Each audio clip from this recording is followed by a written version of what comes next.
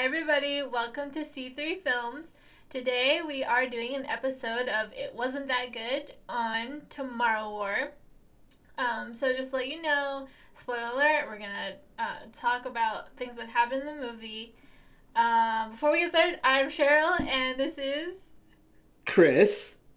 And let's get started. All So, right. so I voted to put this on It Wasn't That Good because here I was having a good time during the movie, and then as we started to get to a close and the movie was ending, I was so excited. I was like, I want to see more. I want to see more. And then it ended, and I was like, that that was garbage. I had so many problems with the ending. Yeah. So the ending of this movie, I think, is what's going to set people in different camps when it comes to how good the quality of the movie is. Because no lie, Cheryl, I was having a lot of fun with the movie. Me Yeah. too. I was like when we first see the aliens and they're like these big giant like creature things that move fast that are like basically bulletproof on like various parts of their bodies and shoot like spikes at you. I was like, these things are scary. Oh God, these things are terrifying. I think it was just the concept too about like them going to the future to try to the future going to the past and grabbing people from the past to recruit them to fight a war in the future to save the future is just like and you know how I feel about like movies and time travel. I hate it most of the time because usually they don't do it very well. But they kind of Yeah, explain like how it works and how like you need to like both timelines are moving at the same time and you can only go from one to the other. So it's like fixed. So that like solves that problem. And then they also, show how the people that they're recruiting to go to the future to fight are people who are not going to be alive for that time period. So it doesn't like mess with time. Which makes sense because that's one of the things where I was like, but if you go to the past and you recruit people in the past and they die in the future, then doesn't that mean that the people in the future will disappear because they were killed prematurely? But they explained that, so I like that aspect of it that they basically kind of make it foolproof for the time travel part. So I was like, okay, okay, I'll buy it. I didn't have too much yeah, problem with that. yeah. I think that that's one of those things. Like that's. I'm glad you mentioned that detail because I think that's something that could be easily looked over because they don't like make a big deal about that. They don't really call it out and say, yeah, everyone that's here, you're all going to be dead in like a current certain amount of time, and that's why you're here. When he gets recruited, that's they actually say, okay, yeah, he's going to be dead in 7 years or blah blah, and he's like, wait, what? Whoa, whoa, whoa, and that's how you get kind of that information. But I I'm with you when it comes to time travel stuff. I I really have trouble with time travel movies because of like the nature of changing things in the past and my same thing, sending people to the future. If they die in the future, that wasn't doesn't that change their past and everything else like that? And what about the whole time paradox thing? Can a character from the future still stay in the past where a younger version of themselves also exists? But when it came to this movie, I was very willing to like put all that aside because the explanations that they offered, like you said, with the wormhole, were good enough that I was like, okay, that's not going to derail the movie for me. So these other little issues that are usually associated with time travel movies, I'm going to put it aside and just enjoy this, like how they want to tell this story because I respect the fact that they're trying to do something different. hmm Yeah, I completely agree. I feel on the same page as you. I just felt like it wasn't like presented to us in like a really expositional way, which I also liked is they showed us most of it and but they verbalized some of it, which is like the right way to do it. So I think for that reason, like basically almost the beginning half of the movie, just right up until the end, really, when he goes back to the past is when things start to crumble for me, because I And I really liked the way that the movie was constructed too, because it's not like normal. Like I literally like kept like moving my mouse to see like at what point in the movie we are because I didn't know. I felt lost and I love that. I love not knowing where I am in the movie, like in terms of the structure of a movie. Like usually movies are constructed like 3 act. Certain things are happening, like there's a rise and fall and all these, story points and everything that happen. And this movie doesn't really have that, which I really like, but it still like worked as a structure for me until the end. Yo, Cheryl, you're preaching my language. I wasn't sure how you'd feel about the movie, but like right now, you and me are on the same page on all of our emotions and feelings about the movie. Because like the movie also has some pretty like cool looking shots when they go to the future, and like for instance, we already did a spoiler alert, so like when his future daughter dies, that shot where she's falling and you have all the creatures in the ocean and it's like burning around them, that is a dope shot. Like I was looking at that like, oh my gosh.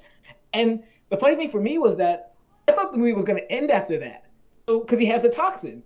So it's like he has the toxin, he goes back to the past, and then I thought it was going to be this thing of like, okay, I know how to save the future, and then there was going to be credits. So I was like, oh man, all right, this movie is almost over. This movie is pretty good. I was like, I really enjoyed myself. And then I checked, and I was like, oh, I have 40 minutes left. Wait, what? Yeah. Oh gosh. So that when you get to the and so I guess we're going to start talking about a little bit more of the specifics of what the end was and why it bothered us. But before we get into that, the last thing I just want to bring up about the first half of the movie was that, like you were saying, the structure worked and it felt good, like not really knowing where we were in the timeline for the movie itself, for how we understand how movies work, made that more fun to experience. And even the movie caught me with surprise. A couple of things. One, like I should have saw it coming, but the reveal that Yvonne Strahovski was the daughter, grown up, was a cool little reveal. But also the fact that when Chris Pratt's character gets to the future and is immediately like ready to assume command and to like help people live, and there are other people that are willing to work with him. I like that there wasn't this kind of dick measuring contest of I'm the alpha male and I'm the better person. It was a thing of we're here, we're trying to survive. You clearly know what you're doing. You know what you're doing. Okay, so we're gonna work together and make this happen so that we can live. But like, so I liked that aspect of it. That took me by surprise. Like how willing and ready everyone was able to come together under this man who did not actually have jurisdiction or leadership over them, but they recognized that, well, he knows more about this than we do, so we're gonna come together and make this happen when we barely had any training. So I had a little bit of a problem with that because I was like, that other guy was doing like that was his, like third tour. So I felt like he was the most experienced. Why didn't they follow him? Why didn't they like I felt it would have been better if they would at least look to him and like look at him for guidance, but then him being unwilling because of his you It's know fair.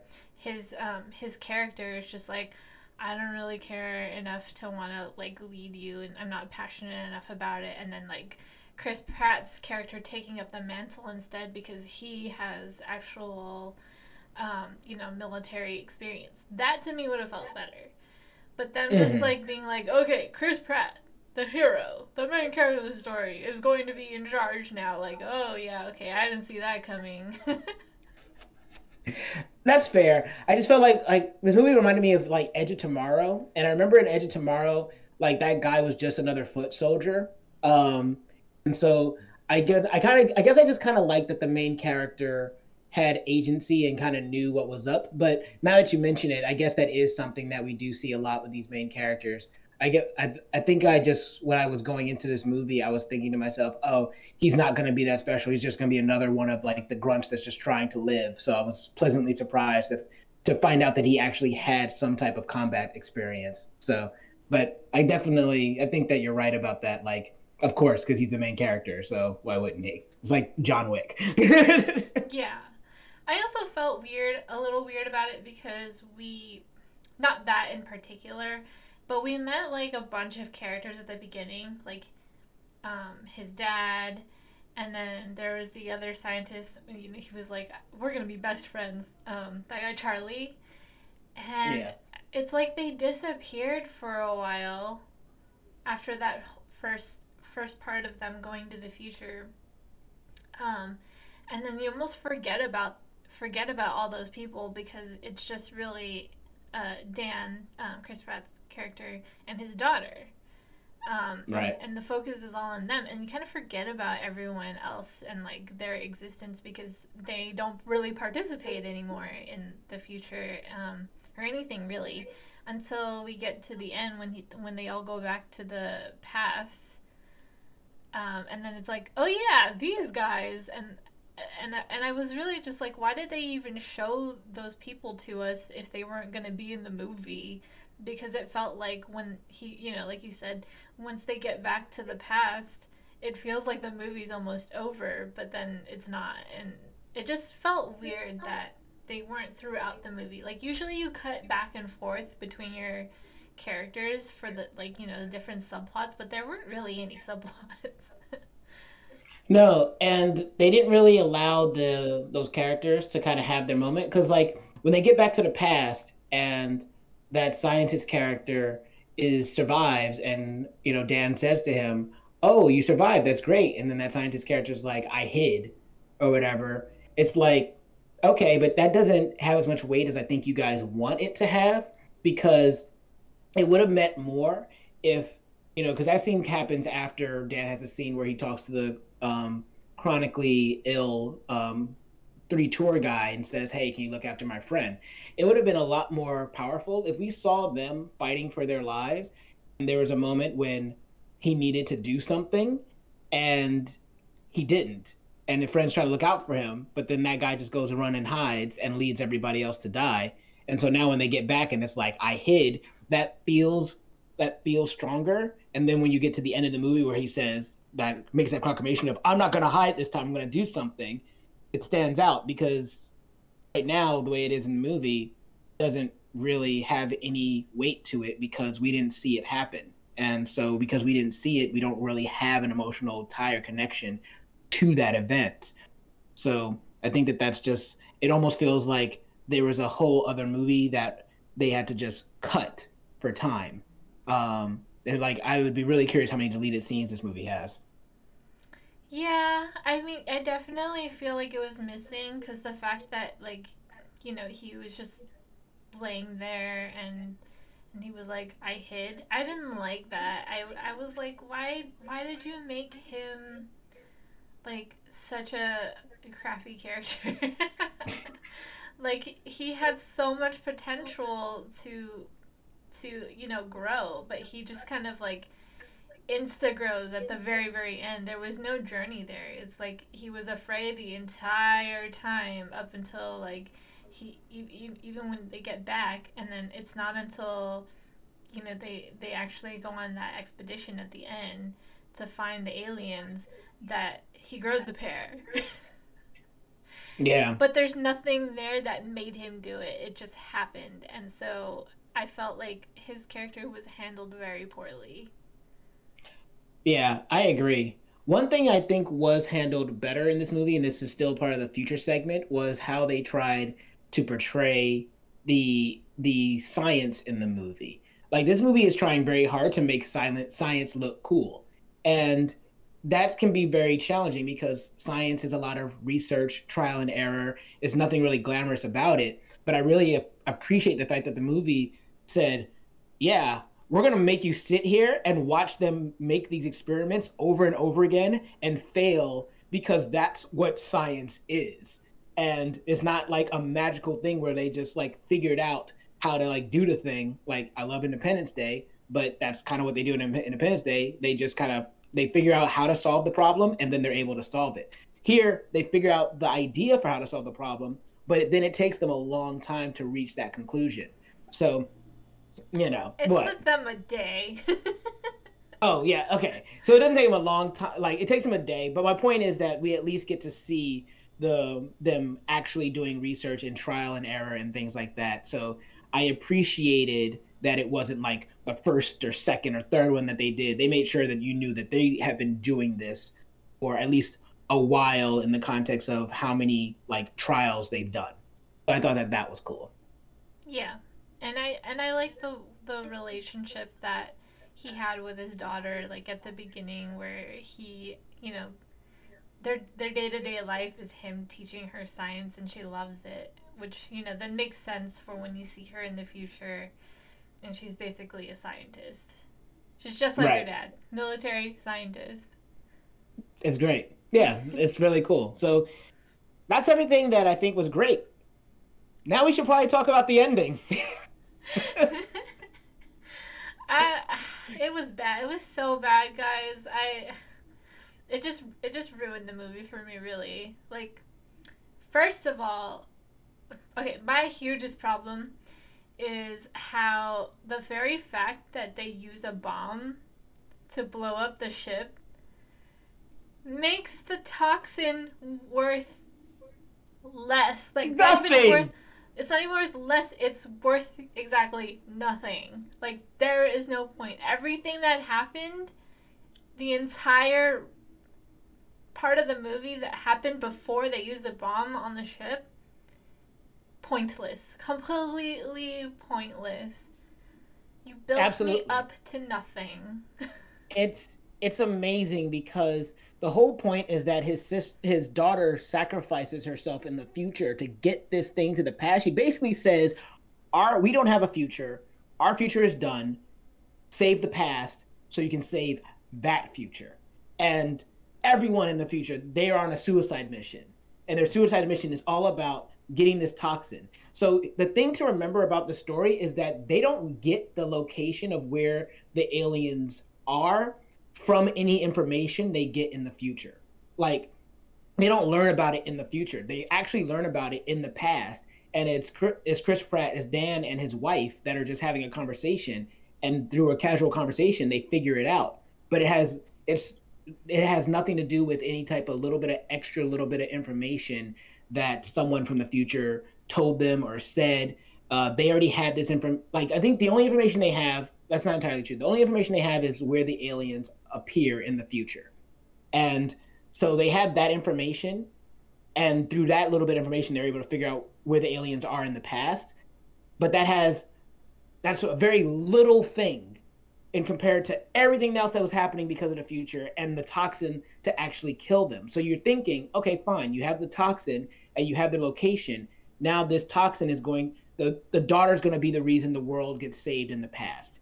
And it's only true to a point, but the fact that a bomb, like you said, kills the aliens means that they didn't need the toxin. They just needed to know the location. They just go to the location, they blow it up, and then problem solved. Yeah. Which also, like, makes me wonder, instead of, like, them having spent so much time trying to create a toxin, why didn't they spend more time trying to figure out the location of the aliens? Especially since apparently it's very easy to figure that out, where you just need two scientists, like, not even professional scientists, they're just two dudes who are science fanatics, basically, and a high school student And a high school, I was going to say, who don't is forget the kid. obsessed by volcanoes. Yep. A high school kid obsessed with volcanoes is the top researcher that could tell you any information that you need to know about volcanoes and volcanic ash. Not anybody that actually, went to college and studied it and has a degree and a, focus in it. A high schooler that basically has a unhealthy obsession with it. hmm So then the other thing is like, okay, if we just put all that aside and be like, okay, so they didn't put a focus on trying to figure out where the aliens were and stuff like that. Say like they just really had no idea and they just needed to have a weapon against them. Fine. Okay, toxin. We need the toxin. So how about maybe, I don't know, establishing that bombs don't kill them? Then we have more value to the toxin. Then I was thinking, like, okay, so you have toxin. how about maybe changing the way toxin is into like ammo or like I don't know, a gas bomb or something? I'm not a Like, scientist. Like I don't have any background in science, but that feels like this might be the way to go. I mean, the other thing about it is that you recognize that the aliens didn't come from above; they came from below. So, and you recognize that they were able to take over the world, and that there's a lot of them. So, when you go and you find where they are, why wouldn't you assume that there's a lot of them? And like, so what is the plan? Like, the movie just gets so frustrating in its logic because they get there, no one knows they're there, by the way, because story prevents anyone from believing them when they say that we might know where these aliens are based off of this information that we have. Even though everyone knows that people came from the future, you can easily just say, hey, based on this information from the future, we know this. But whatever, no one believes them, so they have to sneak to Russia by themselves, right? When they get there and they have this decision of, we found the place, we can either do this now or try to send the information back. They make the information, they say, well, let's just do this now, but there's a good chance that we might not live through this. So why wouldn't you at least have somebody go back and at least give the information so that if every single one of you die, humanity still has a fighting chance because they at least know where the aliens are. Like, you said, you had the proof. You have, like, someone bring a camera. So I mean, you guys all have phones, take pictures. I don't care. But like, why is it not anybody's thought that we need to at least make sure one person can go and give this information? Because if we all die, then we're back to square one, Mm-hmm. and we don't have toxic. Yeah. Yeah, I felt it was yeah, because like they basically took everything and everyone that had any information and then almost all died. Yeah, and it's so frustrating because then when they get in the ship and it's like, okay, well, how are you going to distribute the toxin? This is when your gas idea is like, why did they do like a gas? Like, how did you guys not think that there was going to be thousands of aliens down there, and you came with a couple of hundred vials of toxin, and you're doing it one by one? Was that really the plan, that we're going to do one by one thousands of aliens between 8 people? Like, it makes it, like, it just makes no sense just from any kind of perspective. If you're thinking you're going to go to the mothership of something that has thousands of aliens inside, you're going to think of some type of mass way to eliminate them all, like a bomb. But if bombs don't kill them, a gas bomb like that has been um, synthesized from the toxin. Hmm. Well, hey, I mean, he's just a science teacher, so I don't know. I mean, I'm just a filmmaker, so I would just assume that I don't know anything about how to use gas bombs and how effective they are, as opposed to individually injecting Mm-hmm. aliens. So I don't know. Mm-hmm. I mean, what do I Yeah, know? I mean, it would have been like contrived, but I would have even accepted them basically finding a kind of nutrient distribution from the center, in the center of the ship, that basically disseminates like all the nutrients to all the aliens in the entire ship, and that's how they like stay alive. And if they just injected like the vial into that, and then all of a sudden like that was disseminated to every alien in the ship, and then it killed them all, like, I would have even taken that. But the real truth of the matter is they didn't do that because they wanted to have a final showdown with the mother alien. And what did you think of that? I think they could have still done that if they established that bombs don't kill them, and then they just make her like super duper stronger, and like maybe she needs multiple injections because they never tested it. So like maybe one didn't work, and and they also did that cool thing where he injected like her tentacle, and then she just ripped it off, and like, oh no, we need another That was one, right? cool. Like all of that could still happen, Yeah. because they established that she's super stronger. um and I mean, I feel like they could have shortened all of that and then put more subplots in the middle, and developed Charlie. I feel like they didn't need to make the end that much longer to do all of that. I feel like they wasted time trying to explain all that when it didn't even make any sense. Nope, it really didn't. So it's unfortunate because I felt like I was having a fun time with the movie until it really reaches its conclusion, where it kind of just drops all logic and drops the ball. I like J.K. Simmons. I think he's always a fun actor to see, but he's barely in this movie. He really is.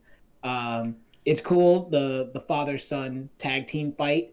I remember thinking to myself, okay, this is cool. I like the fact that he had this problem with his father, and now they're about to like fight alongside each other. I like the fact that his father didn't die to sacrifice himself for his son in the end, so that they could actually have a relationship.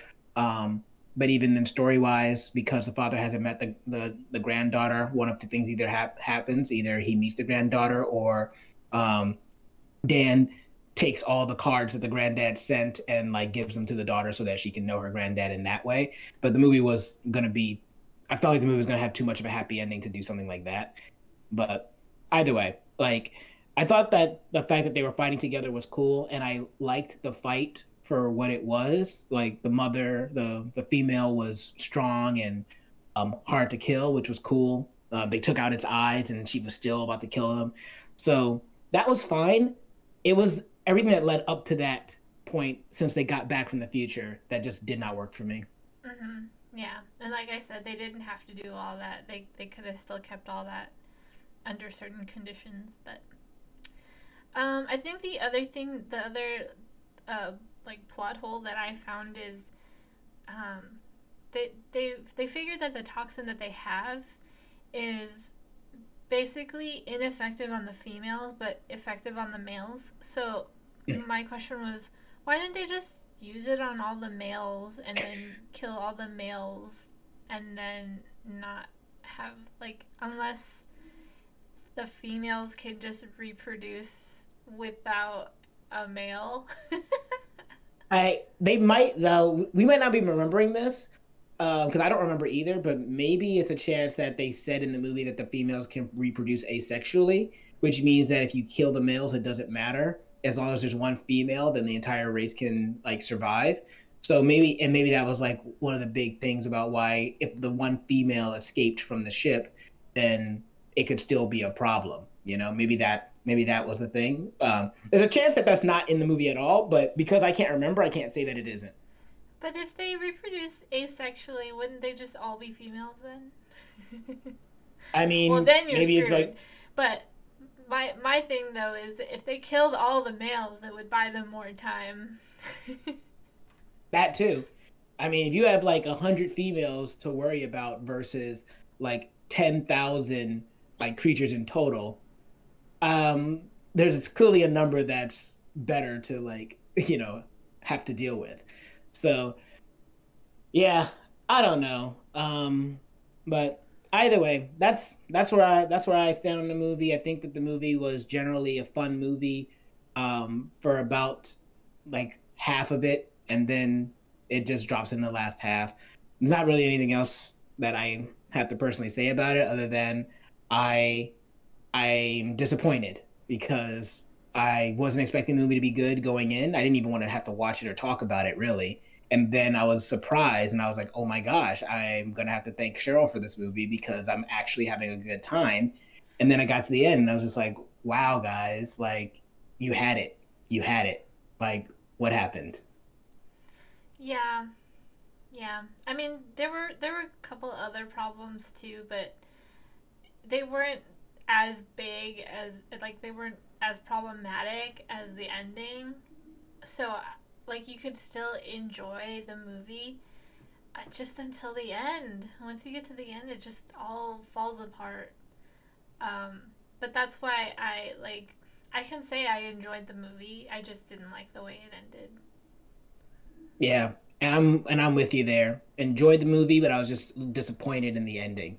I would definitely say, hey, if you haven't seen it, I think it's worth checking out for the sole reason of like they try to do something different with a concept that we've seen a lot of in the past. So I think it's worth it to just check it out for that reason. And there are some cool shots in there. The alien designs are cool, but just know that when you get to the ending, it's gonna be disappointing, and it is what it is. So, is there anything else you want to say before we get out of here from on this one? Move to our next segment. No, but I was just reading my notes and I just saw me put WTF and I don't know why, but I guess I do know why, but You could probably insert that to any point in the last 40 minutes of the movie, and it would be accurate. I have one whole line dedicated to WTF. You're like, we went to a high schooler to find the answer to this really strong, this really important question that could save the world. WTF? We only came with 8 people and didn't decide to like disseminate the information that we learned to anybody else. WTF? We're injecting these things manually to one-on-one, and then it wakes up everything else in the ship. WTF? We blow up everything in the ship and don't even need the toxin. WTF? I'm telling you, it works no matter where you put it. Fair point. So anyway, that's what we thought about the Tomorrow War. Did you guys check it out? It's on Amazon Prime. What did you think about it? Did you enjoy the whole movie? Did you feel like me and Cheryl, where you enjoyed like half of the movie, or did you just think the whole movie was stupid? Whatever you thought, comment below. Let us know. And while you're down there, if you give us a like, share, and subscribe. Even if you don't, though, I have been Chris, and this has been Cheryl, and we will see you all next time.